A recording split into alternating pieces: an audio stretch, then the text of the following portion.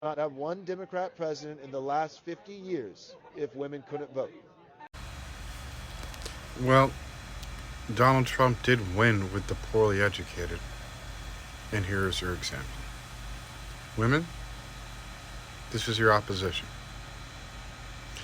Evangelical Christians represent almost 100 million of the 330 million Americans in the United States. And he wants to get rid of the 19th Amendment.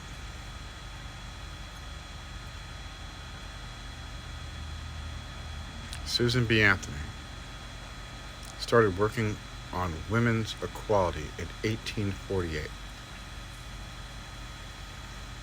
Susan B. Anthony and the suffragettes were instrumental in getting the 13th, 14th, and 15th Amendments passed because they hoped that they would also benefit. They did, it just took a long time. And in 1919, and then ratified in 1920, the 19th Amendment, which gives women the right to vote. And when that occurred, it was the Roaring Twenties. And then it was the Great Depression. Then it was World War II. And then it was the Cold War. The Cold War ended in 1990, and it's been a bit of chaos since then.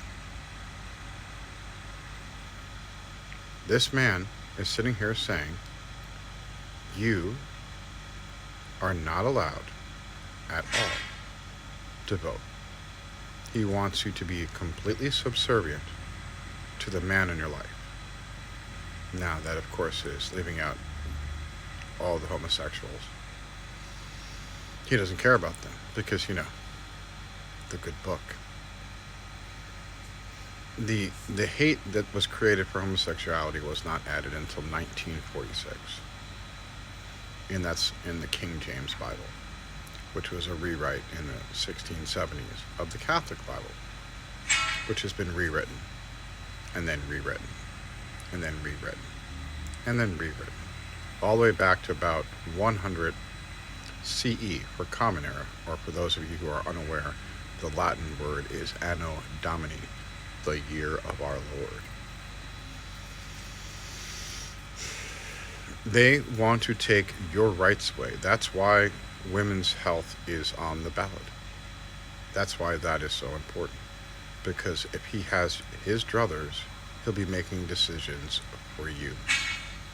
And doesn't he seem like a fair and equitable guy? Don't you want him and Mike Johnson's making decisions about women? I mean, they seem to know exactly what they're talking about. This is what we're up against. Christianity is not mentioned in the Constitution at all. If the Founding Fathers were so crazy about it, why isn't it in our founding document? It's not. The only reference to religion is in the First Amendment, where it will not be used, and then also in the Constitution, will be not used to get someone into office. They were terrified of religious zealots. And we can see why. Because here, in the United States, there were the Salem witch trials. And Madison was aware of that. You know what was to blame? Religion. The Crusades. 11 major ones, and I cannot tell you how many minor ones. Religion. What's going on in Palestine? Religion. See something that's, continuously a problem? I don't care what you believe in. I really don't. If you want to believe that Bullwinkle is a deity, I'm okay with that, as long as it doesn't hurt anyone else. And the problem with the fundamental Christians is the book that they love, that they don't read. Jesus Christ is the most woke individual known to man, and evangelical Christians are vehemently anti-woke. Can you not see the paradox? Jesus performed public miracles, turning water into wine, and evangelical Christians are the morons in the South that have entire counties that are dry. If I won the lottery, I would open up a liquor store in every single one. and sell, you know, liquor just to fuck with them.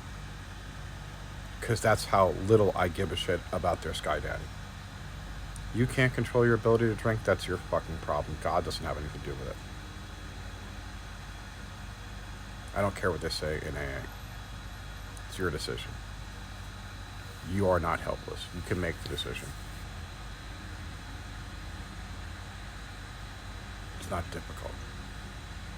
But here he is, saying that you, as a woman, don't need a voice because they're doing such a splendid job. Ask Kay Cox how she feels about not having a voice in controlling her body in Texas. And if she wasn't fortunate enough to have the money to leave the state to get an abortion, she'd be carrying a child to term that was going to die. And how pro-life is that? So, on top of the fact that the mental duress of knowing you're gestating a child that's going to die, you could also possibly lose your ability to continue having children.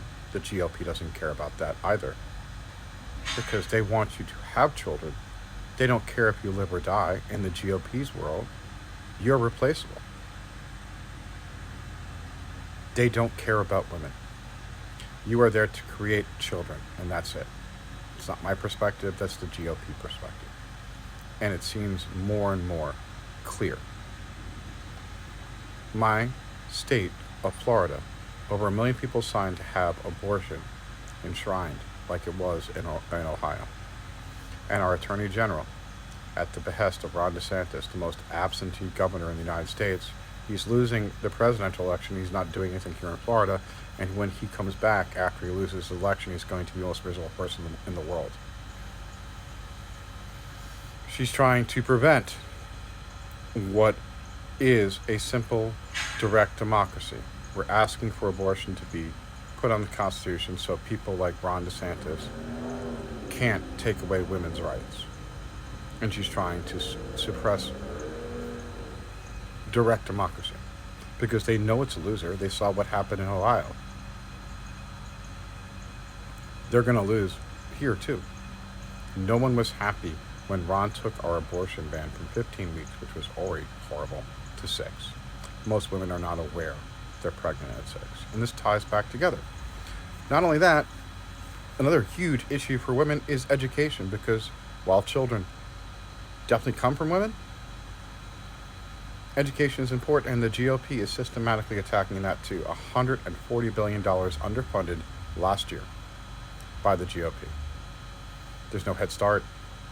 You have 3 or 4 Republican governors that are not feeding children over the summer, and on the Republican platform is get rid of free and reduced lunch. Please tell me what the GOP is doing to help you and your family. They want to move the age of retirement.